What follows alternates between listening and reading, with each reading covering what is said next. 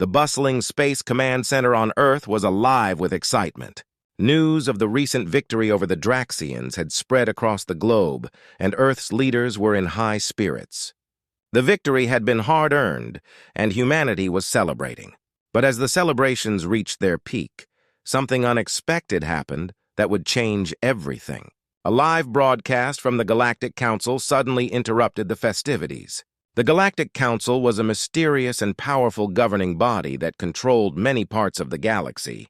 No one knew much about them, and their sudden appearance on Earth's screens was both surprising and alarming. The screen flickered to life, and the Council's spokesperson, a tall alien with silver skin and piercing blue eyes, appeared. The room fell silent as the alien began to speak. "Citizens of Earth, we have important news to share," the spokesperson announced in a calm yet authoritative voice. The alien's words were clear, but the content was shocking. The Galactic Council revealed that they had been hiding a massive fleet, one that was larger and more advanced than anything humanity had ever seen. This fleet, the Council claimed, was their greatest secret, and they were now ready to reveal it to the galaxy. The announcement sent shockwaves through the command center. Earth's leaders were stunned. General Thompson, head of Earth's Space Forces, stared at the screen in disbelief. His mind raced as he tried to process the implications. The hidden fleet was not just a few ships. It was a massive armada capable of overwhelming any enemy. The thought of such power being kept in reserve was both awe-inspiring and terrifying. As the broadcast continued, the Council spokesperson explained that the fleet had been in hiding for many years, kept secret for fear of its power being misused. They claimed that the fleet was intended to protect the galaxy from a looming threat that was even greater than any previous conflict. The Council's words were meant to reassure, but they only deepened the anxiety among Earth's leaders. The immediate reaction was one of confusion. What threat could be so great that it required such an enormous fleet? And why reveal it now? Earth's military command was thrown into turmoil. The victory over the Draxians suddenly seemed insignificant in the face of this new revelation. The Galactic Council's announcement also sparked a flurry of activity among Earth's media. News channels around the world were abuzz with speculation. "What does this mean for Earth?" one reporter asked, her voice filled with concern. "Is this fleet a threat to us, or is there a bigger danger we need to worry about?" As the broadcast ended, General Thompson called an emergency meeting with his top advisors. The room was filled with a tense silence as they gathered around a holographic display of the Galactic Council's fleet. The image showed hundreds of ships, their sleek designs and advanced weaponry evident even from the hologram. "We need to understand what this means," General Thompson said, his voice steady despite the gravity of the situation. "We can't just sit back and wait. We need to know why they're showing us this now and what they expect from us." The advisors nodded in agreement. They knew that the Council's fleet could potentially shift the balance of power in the galaxy. But the question remained, was this an opportunity for alliance or a prelude to a new conflict? In the days that followed, Earth's leaders scrambled to assess the situation. Diplomatic channels were opened, and teams of experts were sent to gather more information. The atmosphere was charged with a mix of anticipation and fear. The victory over the Draxians seemed like a distant memory compared to the looming uncertainty of the Galactic Council's hidden fleet. As the dust began to settle, one thing was clear. Earth was on the brink of a new era, one where the hidden power of the Galactic Council would play a crucial role. The excitement of the recent victory was overshadowed by the looming question of what would come next. The future was uncertain, and humanity had to be ready for whatever lay ahead. The big surprise had set the stage for a new chapter in humanity's journey through the galaxy, one that would test their resolve and shape their destiny in ways they could not yet imagine. In the days following the Galactic Council's shocking announcement, Earth's leaders faced a new and pressing challenge, understanding what the Council wanted and why they had revealed their hidden fleet. The initial excitement and fear had settled into a tense anticipation. The world waited for answers, but the Galactic Council's demands were still unclear. General Thompson, the leader of Earth's Space Forces, held an emergency meeting with his top advisors. The room was filled with maps, holographic projections, and concerned faces. The message from the Galactic Council had been clear. Their hidden fleet was a powerful tool meant to address a greater threat. But what exactly was that threat? "Today, we need answers," General Thompson declared, his voice resolute. We must understand the Council's true intentions. We cannot afford to make mistakes. The Council had sent a series of demands to Earth, which included detailed proposals for cooperation and strategic alignment. The message also hinted at a potential alliance but came with strict conditions. The demands were precise. Earth needed to share intelligence on recent conflicts, agree to joint patrols, and commit resources to a newly formed galactic defense network. The first step was to decode the real purpose behind these demands. Earth's diplomatic team, led by Ambassador Lisa Carter, was tasked with meeting the Council's representatives. Their goal was to negotiate terms and uncover any hidden agendas. Ambassador Carter and her team arrived at the Galactic Council's headquarters, a grand and imposing structure located in a distant part of the galaxy. The building was a marvel of alien architecture with sleek curves and shimmering lights. The Council's representatives, a diverse group of alien species, awaited them in a high-tech conference room. As the meeting began, Ambassador Carter faced a variety of alien leaders, each with their own unique appearance and mannerisms. The Council's spokesperson, the same silver-skinned alien who had made the announcement, addressed them with a calm but firm tone. "Welcome, Ambassador Carter," the spokesperson said. "We appreciate your prompt response. As you know, our hidden fleet is now at your disposal. We have reason to believe that a grave threat looms over the galaxy. Your cooperation is vital." Ambassador Carter listened intently as the spokesperson outlined the nature of the threat. According to the Council, an ancient and powerful entity known as the Vorthan was awakening. The Vorthan was an enemy of all galactic civilizations, known for its ability to consume entire planets and leave nothing but destruction in its wake. The Council's fleet was not meant to be a threat to Earth, but rather a safeguard against the Vorthan. They had kept it hidden to prevent the misuse of such power, but now saw the need for a united front against this emerging danger. "The Vorthan's resurgence poses a threat to every corner of the galaxy," the spokesperson explained. "We believe that Earth's recent victories and technological advancements make you a valuable ally in this fight. By working together, we can ensure the safety of our civilizations." Ambassador Carter relayed the information back to General Thompson and the Earth leadership. The details of the Council's explanation provided some clarity, but also raised new questions. The Vorthan was indeed a formidable foe, and the need for cooperation was urgent.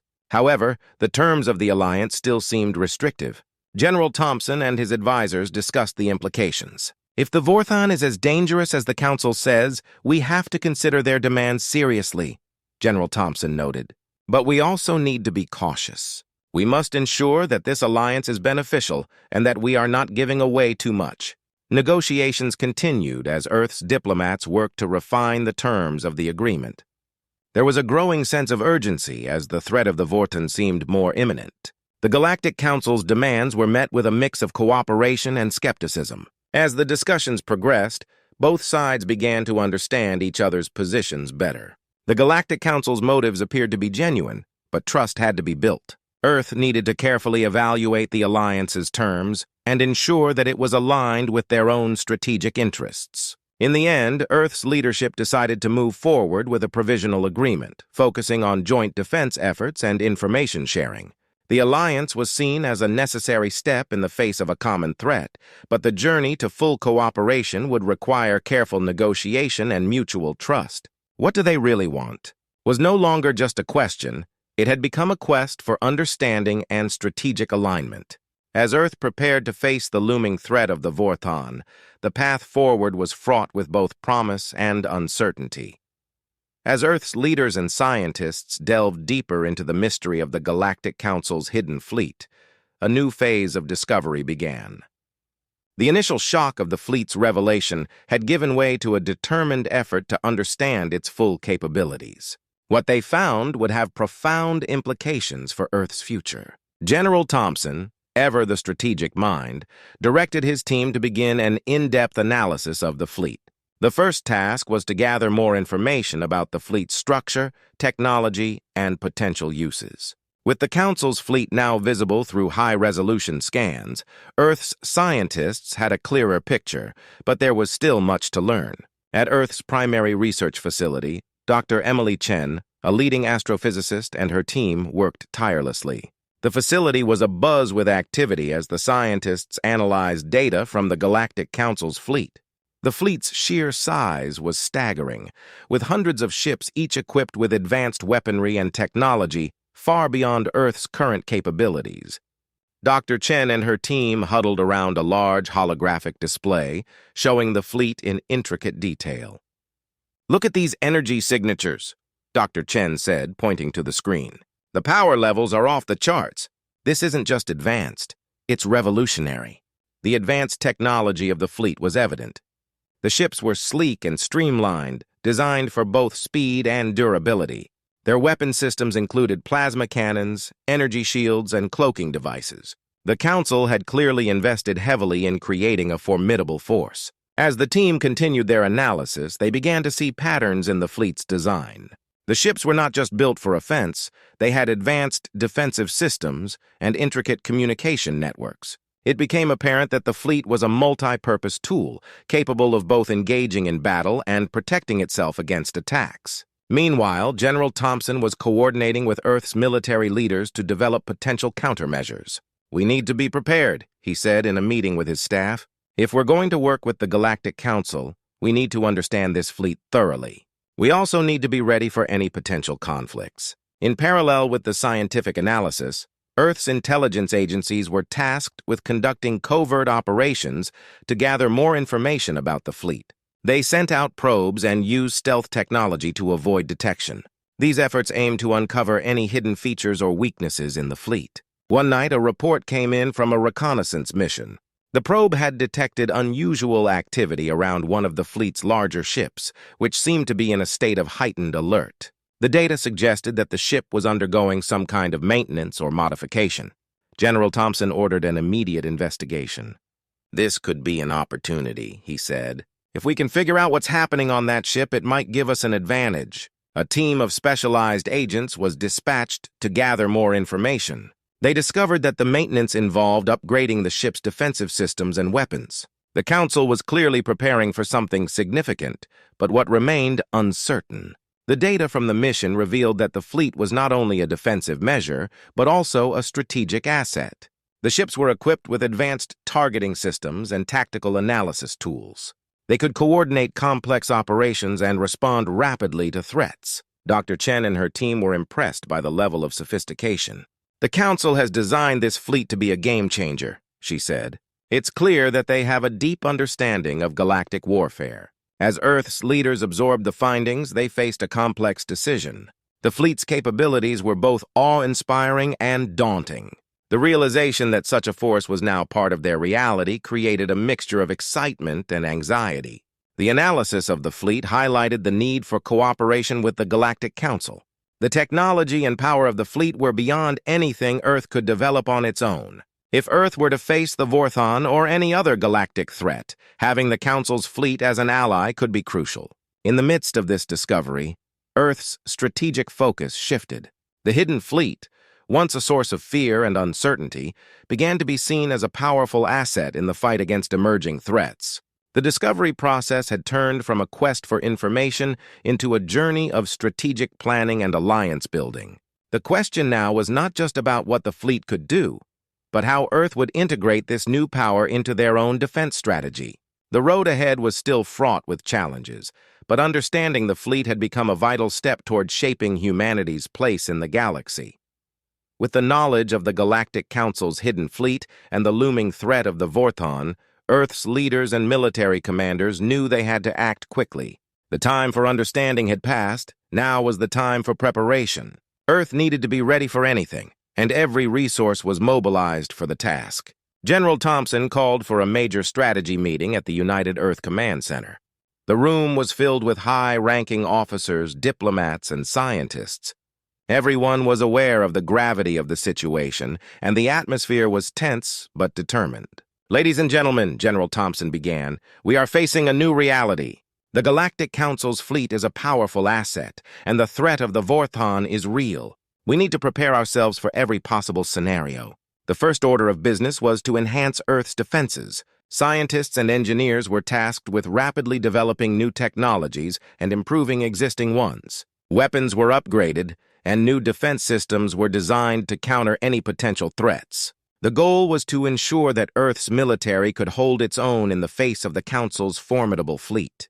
Dr. Emily Chen, leading the technology development team, worked on integrating Earth's technology with that of the Council's. "We've learned a lot from analyzing their fleet," she said. "Now we need to adapt our systems to complement theirs.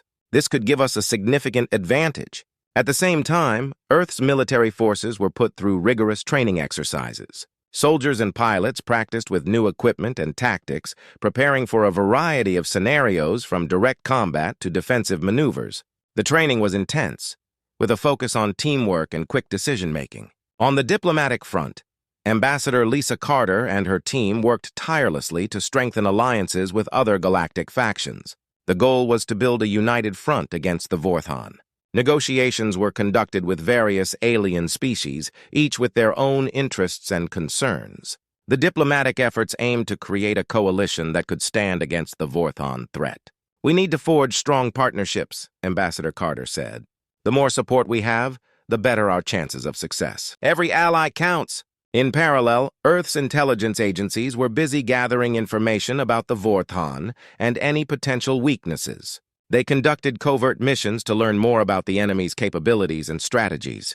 The intelligence gathered was crucial for planning effective countermeasures. One night, a breakthrough came when an intelligence report revealed a possible weakness in the Vorthon's defenses. The Vorthon's control systems appeared to have a vulnerability that could be exploited. General Thompson and his team quickly assessed the information and devised a plan to target this weakness. "Targeting this vulnerability could give us a critical edge," General Thompson said during a briefing. "But we must be cautious. Any operation against the Vorthon will be dangerous." As Earth's forces prepared for the possibility of conflict, the mood was a mix of determination and apprehension. The stakes were high, and the pressure was immense.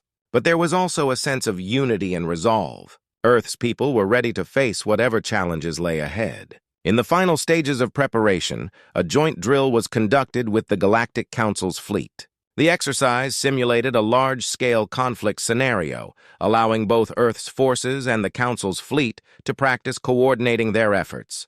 The drill was a success, demonstrating the effectiveness of their combined strategies.